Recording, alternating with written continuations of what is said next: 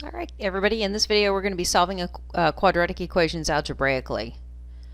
Alright, so what you need to know is a quadratic equation is an equation with a second degree. The highest exponent is 2. Okay, there are 4 different ways that we're going to solve quadratic equations algebraically. The 4 different methods will be solved by factoring, extracting square roots, completing the square, and solving by quadratic formula.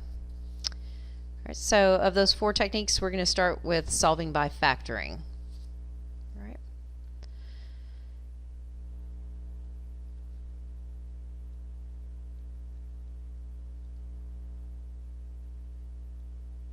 So notice in our first example that we don't have a constant term, a term that just has a number. Okay, the technique is to solve for 0. Solve for 0 just means move everything over to one side of the equation, setting one side equal to 0. And without a constant term, this is pretty easy. All we have to do is look for a common factor. So if there's not a constant term, part of the common factor, the GCF will be a variable x. So let's pull out 3x, because 3x is a factor in both our terms. And the result is 2x minus 1 equals 0. Since these two numbers, 3x and 2x minus 1, equals 0 when you multiply, one of the numbers has to be 0. So this vertical bar just represents a way to kind of organize your work. So set 3x equal to 0, divide both sides by 3, x is still going to be 0. And after a quick check of the value of 0 in for x into the original problem, we see it's a good solution. Set the other factor equal to 0, add 1, divide by 2, the result is x equals half. We should always check our solutions, okay, and it's going to work out okay here. Typically when we solve by factoring, all the solutions that we arrive at do check. It's when we extract square roots that we have to be kind of careful. Alright, so without a constant term, it's pretty easy. Solve for 0. You won't have a constant term. Take out the common factor, which will include an x factor. Set each factor equal to 0. Alright, well, here's example 2. Notice that we do have a constant term. It is already solved for 0. It is in what we call the general form. If you were asked to take a polynomial and put it in general form, example 2 would already be in general form, where a is the understood 1 coefficient, b would be negative 10, the value of c is the constant. So a, b, and c are numbers, not variables. So again, a in this problem is 1, b is negative 10, and c is 21. If you looked at problem number 1, this equation is not in general form the way it was originally given, but what we did here in our second step is we put it in general form. A could be identified as 6, b is negative 3, c would have a value of 0. So part of your assignment asks you to take a polynomial and put it in general form. Basically, just set one side of the equation equal to 0. Alright, so in example 2 here, we're going to have to factor it. Well, it looks a little different than this example over here because this example number 2 has a constant. And something to take note of is the coefficient of x squared is 1. So when a is 1, okay, we can pretty much go and break it up into 2 parentheses, 2 binomials, because we know that in order for us to FOIL or distribute or box, it has to be that whatever we place here first in this binomial and here first in this binomial, these two numbers multiplied or variables multiplied together will give us the first term. And it's pretty easy to see that x and x when multiplied together would give us x squared. The more difficult part is, okay, what should we put in the 2 last positions here of the binomials? Well, that comes from factors of 21 that add to negative 10. So here's a little organizational tool over here. M for multiply. Okay, so what multiplies to give us a times c, or in this case, since a is 1, a times c would just be 21. but has to add to give us negative 10. when we FOIL or we box. Alright, so the best thing to do here is, if you don't see it right away, is start to list all the factors of 21. Well, start with 1. It's a good place to start. 1 and 21, multiply and give us 21. 2 doesn't go in, but 3 does go in 7 times. 4 doesn't go into 21, neither does 5, neither does 6, but 7, which we already have, goes in 3 times. So once you start repeating, we're good. Alright, and then to choose the set of factors whose sum adds to negative 10, well, I would have to make both of my terms, or both of my numbers, negative in order for me to sum them to get negative 10. So we want to choose the set of factors whose sum is negative 10, and keeping in mind they both have to be negative. That's not a problem, because negative 3 times negative 7 is positive 21. So I'm just going to put a comma here. And then over here, I'm just going to think about adding these two together. The sum is negative 10. I'm just going to check here. That's for myself. I found the factors that have to go into the binomials.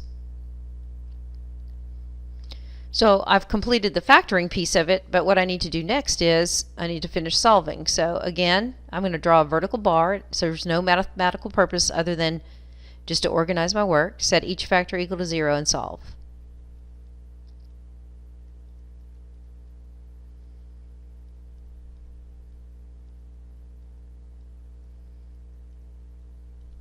Of course, you always want to check your solutions, so one at a time. Let every x be 3. Check to see if it's 0. Check 7. And just to save some time, I'll tell you that these both work.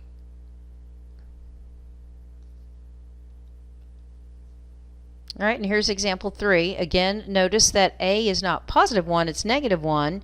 This equation is not in general form. So I'm going to try and tackle both those issues in one step. So if I want a to be positive 1, I could move negative x squared over to the right hand side of the equation, leaving 28 where it's at. But I'd also have to move over the negative 11x by adding 11x to both sides. So that's what I'm going to do.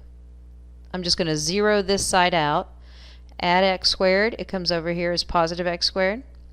Add an 11x to both sides, and then add the 28. Personally, I like the 0 on the right hand side, so I'm just going to trade sides.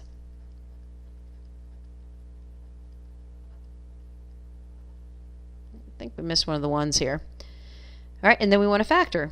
When a is 1, you can pretty much go right down to a binomial times a binomial, and the challenge just becomes, what are the factors of a times c, or 28 in this case?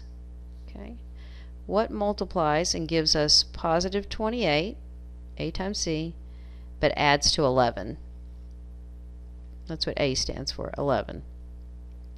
We'll start listing your factors of 28, always starting with 1. 1 and 28, 2 and 14. 3 isn't a factor, 4 is, 7 times. Okay, and that's going to be the only, these are going to be the only sets of factors of 28. But the set of factors that add to positive 11 would be 4 and 7. That's a comma. 4 plus 7 is 11. Check. So this would be x and x plus 4 plus 7. Continue solving. Set each factor equal to 0. And solve.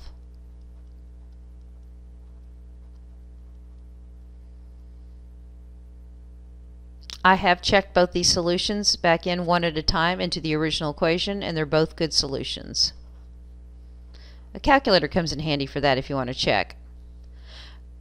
Alright, so we looked at solving by factoring when we didn't have a constant. We looked at 2 examples of solving by factoring when we do have a constant, all 3 terms. Okay, a quadratic, a linear, and a constant, where the coefficient on the x squared term, or the value of a, is 1. Alright, so in our next few examples, we need to look at the same situation as in examples 2 and 3, but when a is not 1. Alright, so here we go with example 4. First of all, in order to solve it by factoring, we need to put it in general form. So the x squared term already has a positive coefficient, so I'll leave that over here. I'm going to subtract a 6, which means this becomes minus 5. So now my equation is in general form. Alright, so notice that the coefficient on the x squared term, or a, is not 1. Okay, you might remember that you guys boxed. Hang on. Let's see, I'm not sure you heard me, but the coefficient A is not 1. You might remember that you guys boxed. Okay, I'm not a big fan of boxing, so we're going to factor by grouping. If you like box, fine. If you remember boxing, fine. Use that strategy. But I'm going to factor by grouping when A is not 1. When I have a constant and I have all three terms, okay, and A is not 1, I'm going to factor by grouping.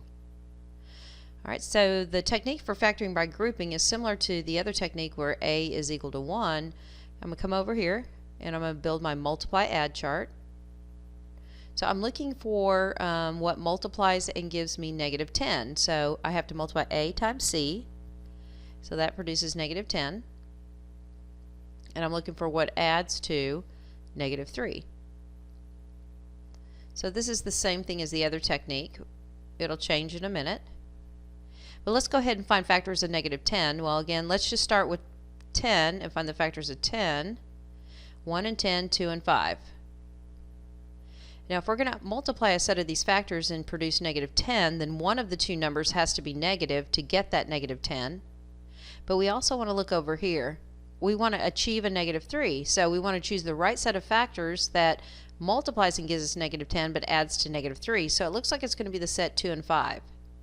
And it looks like the 5 is going to have to be the negative. I'm going to put a comma here. And the sum of 2 and negative 5 produces negative 3. So far, it's the same. We multiply A times C, get negative 10, and we look for factors that add to negative 3. Here's where it changes. What we're going to do is we're going to break up the linear term negative 3x into the sum of two other terms that gives us negative 3x, producing 4 total terms instead of 3. Okay, so we're going to keep the quadratic term, 2x squared. Next, I'm going to come over here, and what I have is 2 and negative 5. Well, if I made this 2x and negative 5x, the sum is negative 3x. Okay, and just kind of take my word on it. If you only have one of the factors that's negative, let's put it first for a reason to be discussed later. So negative 5x plus 2x. Think about the sum produces negative 3x, and then I want to bring down the minus 5, and the equals 0. So I kept the 2x squared, I kept the minus 5, but I broke up negative 3x into the sum of these two variable terms. Okay, the technique is factoring by grouping. So what I'm going to do is I'm going to write down the whole expression again. I don't like to crowd it. So let's write down the whole expression again. Okay, factoring by grouping implies that what we're going to do is we're going to group the first two terms and we're going to group the last two terms. And notice with this plus here, there's not an issue with my putting parentheses here and parentheses here. Okay. All right, so I'm going to factor by grouping. I've just grouped, now I'm going to factor. So let's look at this quantity and let's take out the common factor of x. That would leave 2x minus 5 plus, let's move across the plus sign. We don't have a common factor here, but there is always an understood factor of 1. So I could put that out front, which I would do, equals 0. Next thing we want to look at is continuing to factor. Let's look at this group and this group. Notice that they have a common factor of 2x minus 5. That factor belongs to both of these terms. All right, well in that case I can factor out the 2x minus 5. So what happens is, okay, I'm going to factor out 2x minus 5 and put it in one of the parentheses of the answer I'm about to get. When I take out a 2x minus 5, that just leaves a factor of x. When I move across the plus sign, I'll record it here. And when I take out a 2x minus 5, I'm left with a 1 equals 0. This is actually what you do when you box. It's just an organized technique called factoring by grouping that gets you the same answer that you would otherwise get when you boxed. Okay, remember we're not done. Set each factor equal to 0 and solve. Add 5, divide by 2, so x is 5 halves. I've already checked it. It's a good solution. And likewise here.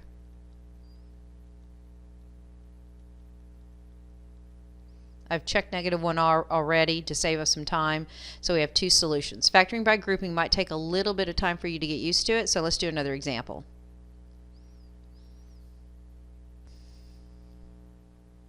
All right, so for example 5, we need to solve this by factoring. We have all three terms. A is not 1. Let's create a multiply add chart. So what multiplies to 24? That's A times C. But it has to add to -11, the coefficient B.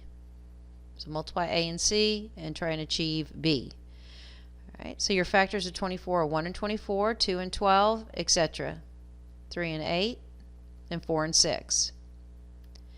What set of factors when added, what set of factors when multiplied gives positive 24 but adds to -11? So that tells us that we're going to have to make both of these numbers right here negative, but that's okay. The product of two negative numbers is positive, but the sum of two negative numbers is negative. So to me it looks like it's going to be -3 and -8. I'll put a comma here. The sum is -11. Okay. So these are the coefficients I'm going to use to break apart -11x into two terms that sum to -11x. Okay, so moving over here, keep the first term. All right, well notice that both of these values are negative, so we don't have a choice of just putting the negative first and the positive second. It doesn't matter if you put -3x or -8x. All right, we wanted to try and avoid in the second term a negative. You'll see why in a second. And then don't forget the constant, it comes down. So keep the first, the second, and break the middle term up into the two terms that we get by using these coefficients. All right, I'm going to rewrite the problem so I can put parentheses on it and it doesn't get too crowded.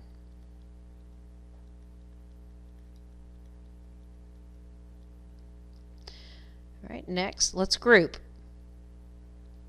So when I group the first two terms, not a problem putting parentheses around here, but notice what happens when I put parentheses in between this subtraction, which is not an addition obviously, and I put parentheses around here. Okay, if I were to just do this without making an adjustment on this addition sign, if I checked my work to make sure I did this correctly, I wouldn't get this expression up here. Okay, think about distributing this negative to 8x. That's good, that produces -8x, but when I distributed this negative to this 4, I should have had a -4 up here, which I don't. So what we're going to do is we're going to make the adjustment on this addition sign and make it minus. We want both the same signs in both parentheses. All right, next step, look for the common factor. So in this group right here, we can pull out 3x, leaving 2x minus 1, bring down the minus, take out the common factor of 4, you're left with 2x minus 1. Here's your built-in check process right here. Notice that both these parentheses produce the same, or have the same quantity. If they didn't, you probably forgot to make an adjustment on your signs. Okay. Next step, take both these two terms that you're subtracting and look for common factors. Well, they both share the same parenthesis. So we're going to populate that one binomial with that common factor. And think about what you get when you divide out 2x minus 1. You're left with the factor 3x. This is a subtraction sign, and you're left with the 4 here. Again, this is just the mathematical way to do the box technique. The box technique is just a graphic organizer to do factor by grouping. Set each factor equal to 0 and solve. Add 1, divide by 2. I've checked this solution for us already. It's a good one. Add 4, divide by 3. I've checked this solution already. It's also a good one. All right, we just need some more practice, perhaps 1 or 2 more examples with factoring by grouping, and I'll join you in the next video for those.